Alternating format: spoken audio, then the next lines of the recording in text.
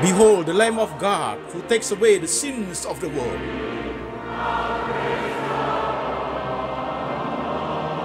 Jesus said, I am the way, the truth, and the life. No one comes to the Father but by me.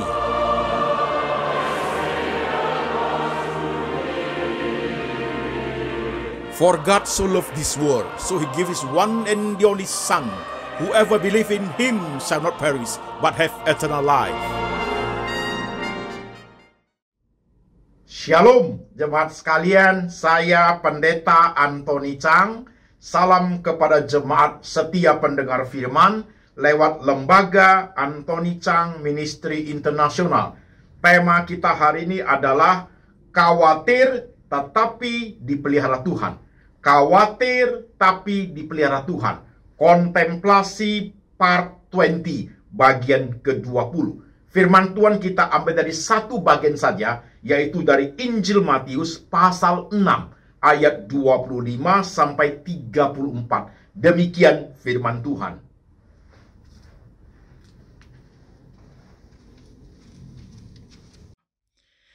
Karena itu aku berkata kepadamu, janganlah khawatir akan hidupmu, akan apa yang hendak kamu makan atau minum. Dan janganlah khawatir pula akan tubuhmu, akan apa yang hendak kamu pakai. Bukankah hidup itu lebih penting daripada makanan, dan tubuh itu lebih penting daripada pakaian? Pandanglah burung-burung di langit, yang tidak menabur dan tidak menuai, dan tidak mengumpulkan bekal dalam lumbung, namun diberi makan oleh Bapakmu yang di sorga. Bukankah kamu jauh melebihi burung-burung itu? Siapakah di antara kamu yang karena kekhawatirannya dapat menambahkan sehasta saja pada jalan hidupnya? Dan mengapa kamu khawatir akan pakaian? Perhatikanlah bunga bakung di ladang, yang tumbuh tanpa bekerja dan tanpa memintal. Namun aku berkata kepadamu, Salomo dalam segala kemewahannya pun tidak berpakaian seindah salah satu dari bunga itu. Jadi jika demikian, Allah mendandani rumput di ladang yang hari ini ada dan besok dibuang ke dalam api. Tidakkah ia akan terlebih lagi mendandani kamu, hai orang yang kurang percaya? Sebab itu, janganlah kamu khawatir dan berkata, apakah yang akan kami makan? Apakah yang akan kami minum? Apakah yang akan kami pakai? Semua itu dicari bangsa-bangsa yang tidak mengenal Allah. Akan tetapi Bapakmu yang di sorga tahu bahwa kamu memerlukan semuanya itu. Tetapi, carilah dahulu kerajaan Allah dan kebenarannya, maka semuanya itu akan ditambahkan kepadamu. Sebab itu, janganlah kamu khawatir akan hari besok, karena hari besok mempunyai kesusahannya sendiri. Kesusahan sehari cukuplah untuk sehari. Amin. Jemaat sekalian, firman sudah kita baca, sudah kita dengar. Sekarang mari kita tunduk kepala, kita berdoa. Tuhan Yesus, kami sudah membaca firman-Mu, kami sudah mendengarkan firman-Mu. Sekarang roh Tuhan bekerja, mengurapi hamba-Mu ini boleh menyampaikan kebenaran dalam bahasa yang paling sederhana, gampang dimengerti oleh seluruh lapisan jemaat. Tuhan, dalam hidup kami banyak sekali persoalannya. Pergumulan kami tidak habis-habis Tuhan. Kekhawatiran datang susul menyusul Tuhan Yesus. Ajar kami untuk mengerti kebenaran hari ini, supaya hidup kami boleh bersandar sepenuhnya kepada Tuhan. Kami siap hati, siap pikiran, siap iman untuk diberkati oleh kebenaran. Dalam nama Tuhan Yesus kami berdoa. Amin. Shalom saudara sekalian, tema kita adalah khawatir tapi dipelihara Tuhan. Kontemplasi part 20. Kontemplasi bagian ke-20. Saudaraku, tema ini saya munculkan kembali. Saudara sekalian, tema ini sudah pernah saya khotbah 3 tahun yang lalu. Saya munculkan kembali dengan versi khotbah yang berbeda. Mengapa saya munculkan kembali temanya? Karena kebutuhan jemaat. Maka saudaraku menyimak sebentar. Banyak sekali WhatsApp yang masuk kepada saya, saudaraku. Jemaat itu menceritakan pergumulannya, menceritakan keluhannya, saudaraku. Pak Pendeta, saya trauma. Dengan keadaan saya masa lalu begini, Pak. Sekarang hari ini saya nggak tahu harus buat apa. Saya trauma masa lalu, Pak Pendeta. Aku khawatir sekali dengan hidupku. Rasanya ke depan itu aku seperti hopeless ini, Pak Pendeta. Aku kehilangan gairah semangat untuk hidup. Ada juga jemaat yang, Pak, aku khawatir sekali. Kenapa saya tidak bisa tidur ya? Saya khawatir bagaimana dengan anak saya ya. Pak, saya khawatir saya sudah di PHK. Sekian lama saya belum dapat kerjaan. Saya jadi takut sekali loh hidup ini, Pak. Saya khawatir sekali. Pak, tubuh saya ini dalam keadaan tidak sehat. Sudah berobat tidak sembuh-sembuh. Itu menyita hidup saya. Ini tubuh ini membuat saya itu khawatir menjadi-jadi loh, Pak Pendeta.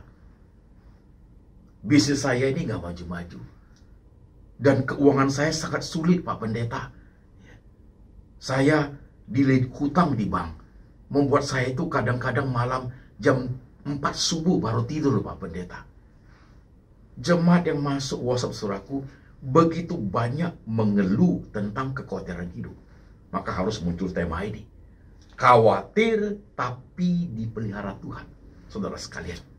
Nah, firman Tuhan yang kita baca itu adalah Injil Matius pasal 6 ayat 25 sampai 34, jemaat sekalian. Oke? Nah, ketika bicara tentang khawatir tapi dipelihara Tuhan, direct kita langsung bahas to the point. Ketika kita berbicara mengenai khawatir tapi dipelihara Tuhan, direct langsung to the point kita bahas 4 kotak. Oke, jemaat perhatikan 4 kotak. Kotak pertama, primer and sekunder. Di firman Tuhan yang kita baca itu, saudaraku, Tuhan Yesus berkata, jangan kamu khawatir tentang apa yang kamu makan, apa yang kamu pakai. Jangan khawatir, Tuhan berkata. Mungkin saudara akan bertanya, bagaimana tidak khawatir, Pak Pendeta? Tuhan bilang jangan, besok aku makan apa? Tuhan bilang jangan, bisnis sudah jadi begini. Tuhan bilang jangan khawatir, anakku dalam keadaan sakit. Apa saya tidak khawatir, Pak Pendeta? Tuhan bilang jangan khawatir, ya. Keuanganku sudah sangat menipis. Apa saya tidak khawatir, Pak Pendeta? Tuhan bilang jangan khawatir. Ini Roma kontrakku sudah mau habis, Pak Pendeta. Gak tahu bagaimana cari uang untuk terusin kontrak. Apa saya tidak khawatir, Pak Pendeta? Tuhan bilang jangan khawatir. Usaha bisnis suamiku itu pailit, Pak. Apa kami tidak khawatir? Itu loh yang menjadi pertanyaan jemaat, bukan? Nah, sekarang perhatikan. Kotak pertama, primer and sekunder. Tuhan berkata, bukankah hidup ini lebih penting daripada makanan?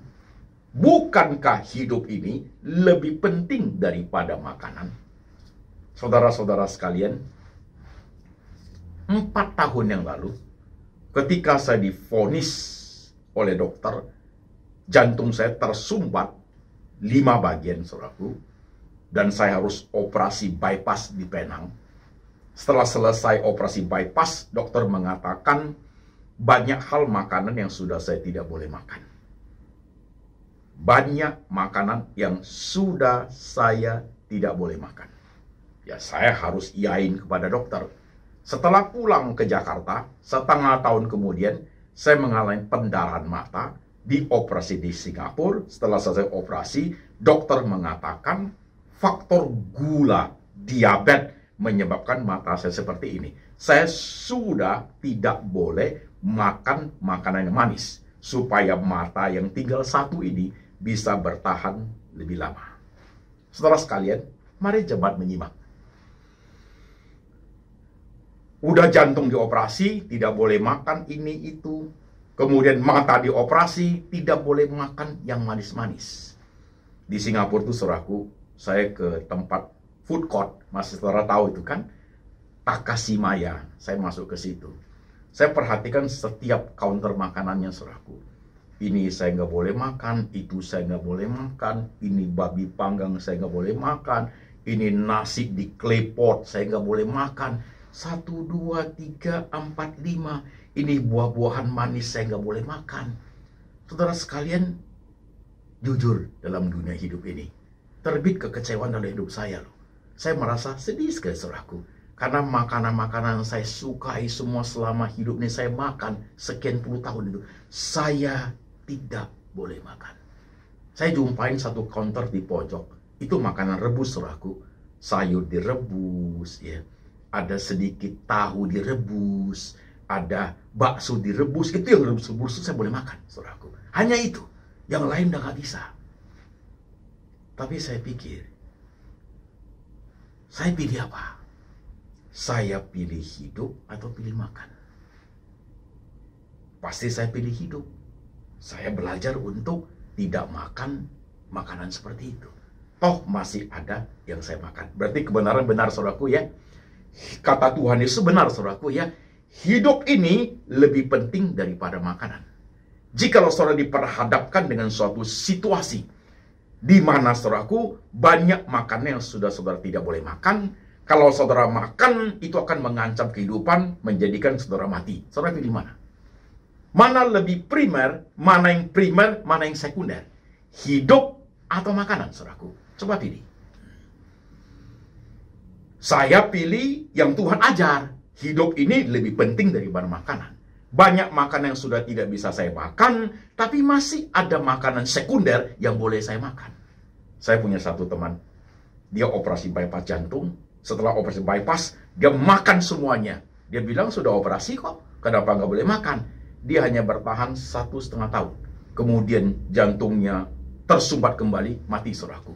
Mati. Saudara sekalian, hidup ini lebih penting daripada makanan. Ketika kita diperhadapkan suatu situasi dan kondisi, kita harus memilih, pasti kita milih hidup. Kurangi makanan yang tidak boleh dimakan, saudaraku. Jangan makan makanan yang tidak boleh makan. Tapi kalau kita merasa suka-suka saya lah, Pak, saya makan dulu lah, nanti baru pikir, itu orang kurang bijak hidup ini. Oke, saudaraku, hidup ini lebih penting dari makanan. Betul ya, jemaat, ya.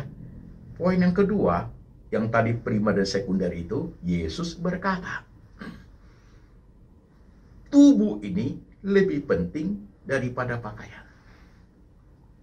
Seorang anak kecil, dia punya sepatu, tapi karena sepatunya sudah lama, dia minta orang tuanya beli sepatu yang bagus, yang baru. Orang tuanya tidak ada uang, tapi dia tetap ngotot minta beli. Akhirnya dikenalkan pada seorang anak yang tidak ada kakinya. Ditanyain kepada anaknya, kamu ada sepatu tidak mau pakai? Itu anak, jangankan sepatu, kaki juga tidak punya. Dari itu anak itu belajar. Mau pakai sepatu atau tidak punya kaki, silakan pilih. Saudara-saudara sekalian, ilustrasi ini sering sekali kita alami, bukan? Iya kan? Saudara pilih tubuh atau pakaian? Yang primer dulu dong, saudaraku. Primer tubuh ini lebih penting daripada pakaian. Is it right? Kadang kita merasa, nah ini penyakit orang-orang yang suka berjalan ke luar negeri. Kalau orang-orang suka perjalanan, setiap tahun suka berjalan-jalan ke luar negeri, saudaraku, tahun ini ke luar negeri, untuk tahun depan, pakaian yang tahun lalu dia sudah tidak mau pakai. Padahal itu baru, masih bagus, dia beli yang baru, gengsi. Ya, karena orang dilihat orang pakai tahun yang lalu. Ada orang-orang seperti itu, saudaraku. Pakai baju satu kali, setelah itu nggak mau pakai lagi. Takut diomong temannya, takut dinilai temannya, pakaian yang sudah bekas pakai, nggak mau pakai lagi dia. Selalu pakai pakaian yang baru. Tubuh ini lebih penting daripada pakaian. Yang primer dan yang sekunder harus kita bisa wise untuk memisahkan, saudaraku. Nah, sekarang perhatikan. Hidup lebih penting daripada makanan. Sekalipun, saudaraku, makanan kita sudah tidak banyak pilihannya, saudaraku, tapi yang penting kita hidup. Saya mau tanya, yuk khawatir itu, saudaraku, khawatir sedalam apa? Masih hidup kan? Masih hidup kan? Coba jawab. Masih makan kan, saudaraku? Masih makan kan? Is it right? Saudara khawatir tentang tubuh? Tubuh sehat kan? Masih ada pakaian bukan? Masih ada pakaian bukan? Nah, ini poin satu ini menyebabkan kita khawatir. Kenapa? Karena kita ingin lebih. Kita ingin lebih dan lebih. Kita kurang wise dalam hal itu. Kita tidak mau memilah lagi mana yang primer, mana yang sekunder. Kita ingin sesuka hati kita. Maka muncullah kekhawatiran itu sangat besar, saudaraku. Karena manusia itu tidak mampu membedakan mana yang primer, mana yang sekunder. Itu penting loh jemaat. Ada satu poinnya ya. Ada satu kotak pertama. Kotak kedua, jemaat sekalian. Kotak kedua adalah saudaraku, pemeliharaan Tuhan. Di perikop yang kita baca itu unik sekali. Tuhan mengatakan burung-burung Tuhan pelihara. Tidak menyimpan bekal dalam lubung, Tuhan pelihara. Tuhan memakai bunga. Bunga bakung, lihat itu. Salomo aja pakainya tidak seindah bunga bakung. Tuhan, pemeliharaan Tuhan itu, Tuhan membawa kita itu untuk melihat perbandingan antara kita dengan makhluk hidup yang lain di alam semesta ini. Tuhan mengatakan, burung di udara aku pelihara. Burung di udara, binatang merayap di darat, ya. Ikan-ikan berkeriapan di laut, Tuhan pelihara, saudaraku.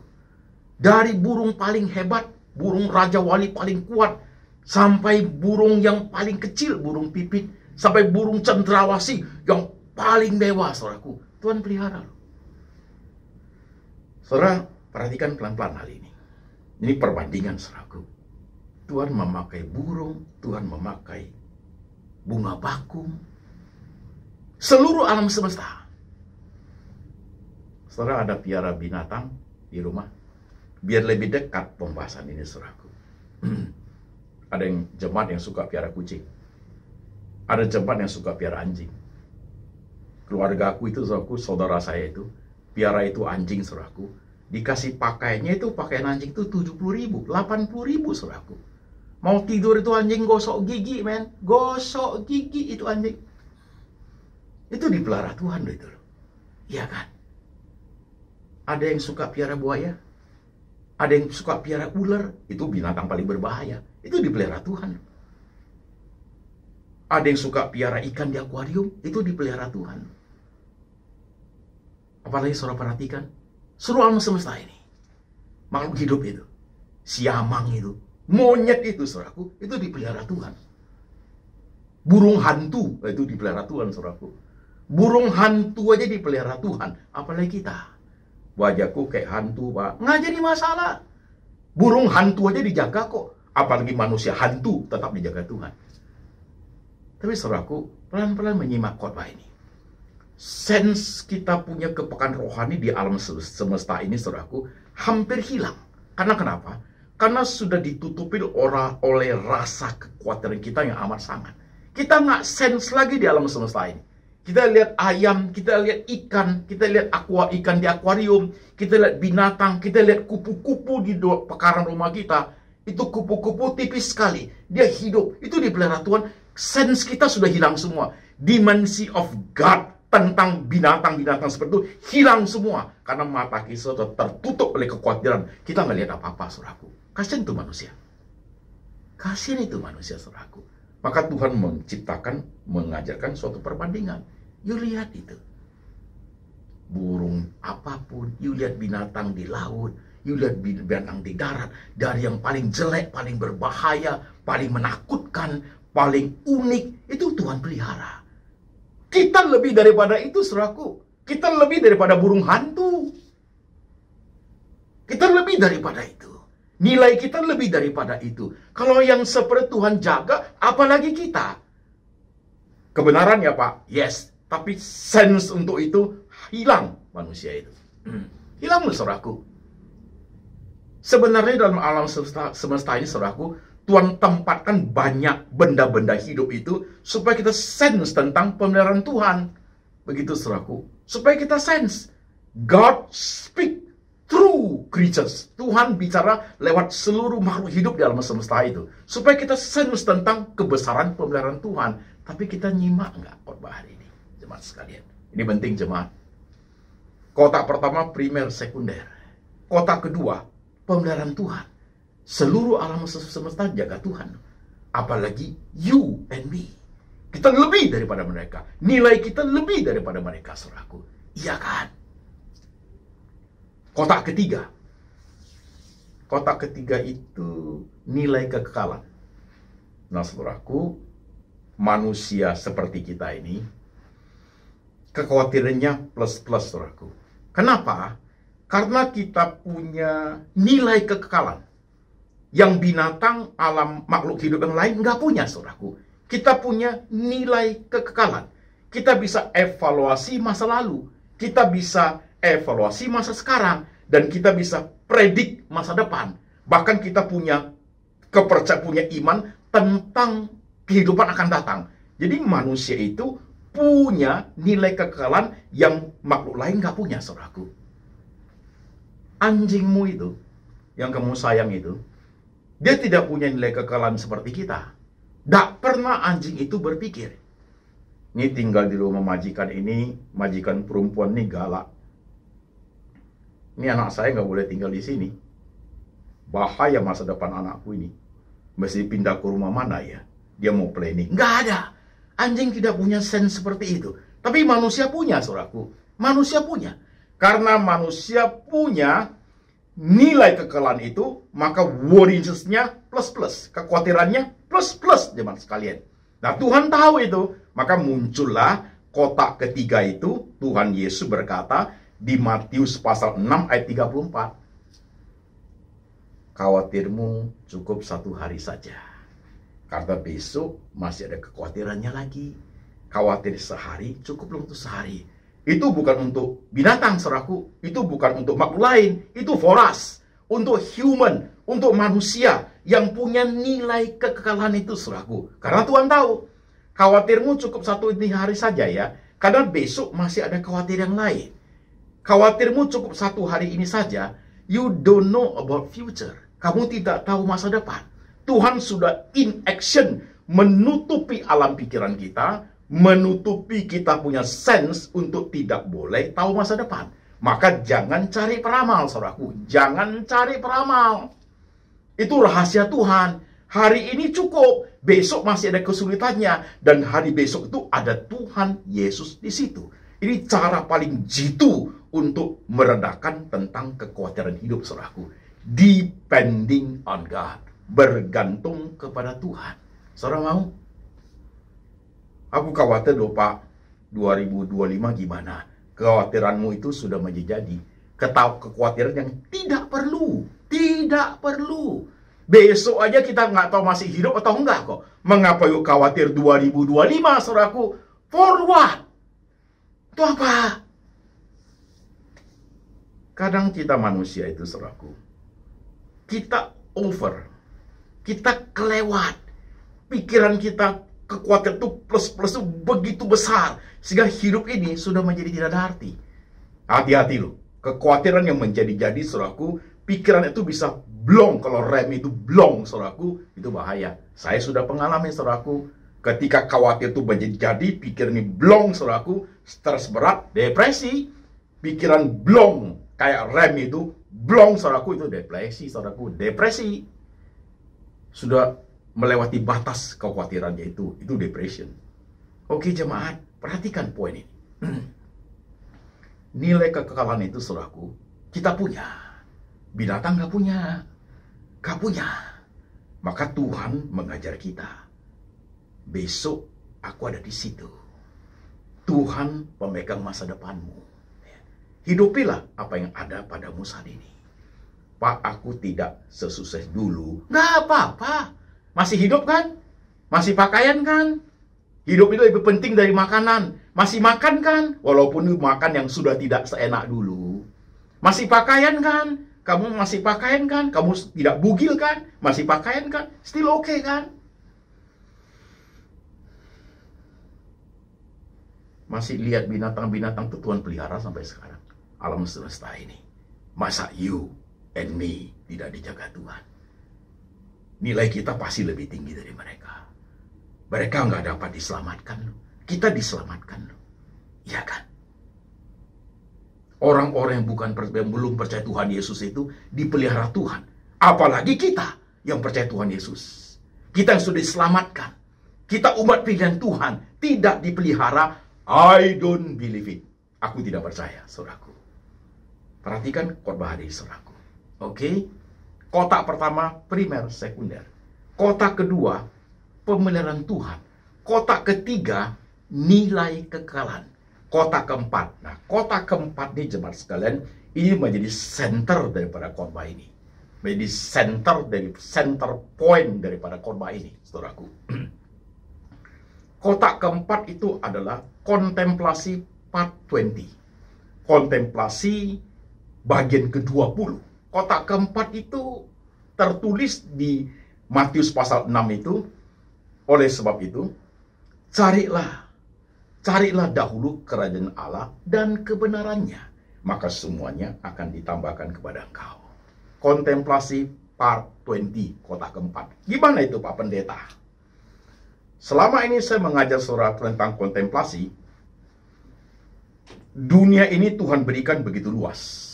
Begitu banyak hal dalam alam semesta ini yang bisa dipakai oleh Tuhan. God speak through everything in our life, saudaraku.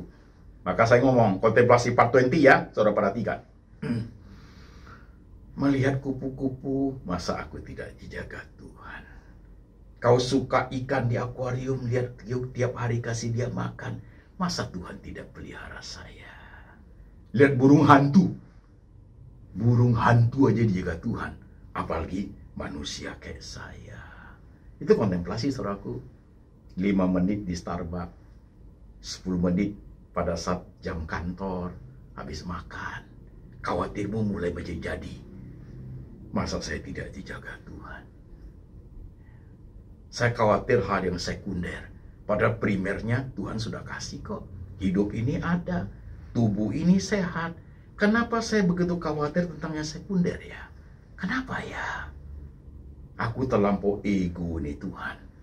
Aku tidak puas dengan hal yang sekunder. Aku ingin lebih dan lebih lagi. Itu menciptakan khawatirmu itu plus.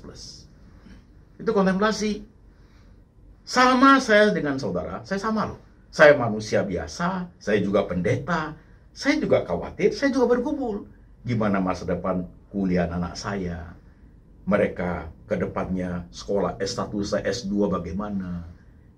Nanti biayanya seperti apa? Saya juga berpikir seperti itu, saudaraku. Bagaimana pelayanan lembaga saya? Bagaimana kesehatan saya? Saya juga berpikir seperti itu. Tapi saya berusaha untuk belajar dari Tuhan. Saya harus memisahkan, memilah mana yang primer, mana yang sekunder. Primer dijaga dengan baik. Yang sekunder itu Tuhan siapkan, Tuhan cukupkan, saudaraku. Kan begitu.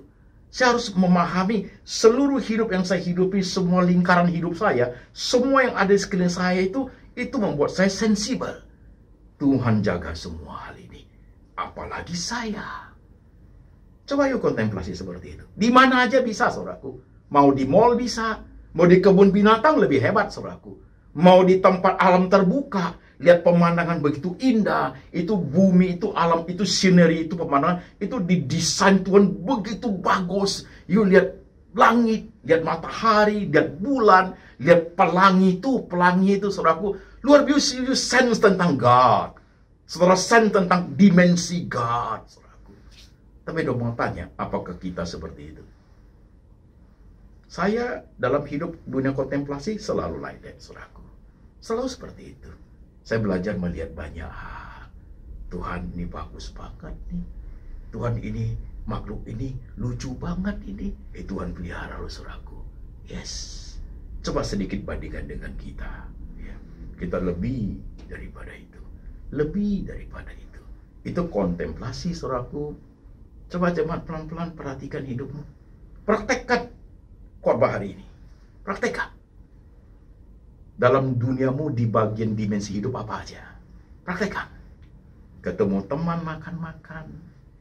Ketemu teman ngopi-ngopi.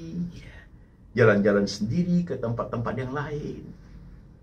Menonton TV, menonton film-film tertentu. Coba you sense seperti itu. Dimensi God-nya ada di mana. Itu membuat imanmu stabil, saudaraku. Membuat saudara itu merasa, aku berharga di mata Tuhan. Khawatirmu itu bisa minimize. Dan kamu tahu Tuhan ada di masa depan hidupmu. Saudara mau dengar khotbah seperti ini? Khotbah seperti ini, kalau saudara tidak kontemplasi, dia tidak jalan. Kontemplasi seumur hidup. Di mana saja dan kapan saja. Di mana saja dan kapan saja. Coba lihat. Lihat orang-orang yang sudah cacat itu. Mereka yang cacat Tuhan pelihara. Apalagi gua. Apalagi saya.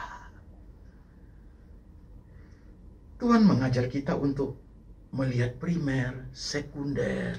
Tuhan mengajar kita untuk berbagai perbandingan seluruh alam semesta, benda-benda yang ada dalam semesta ini.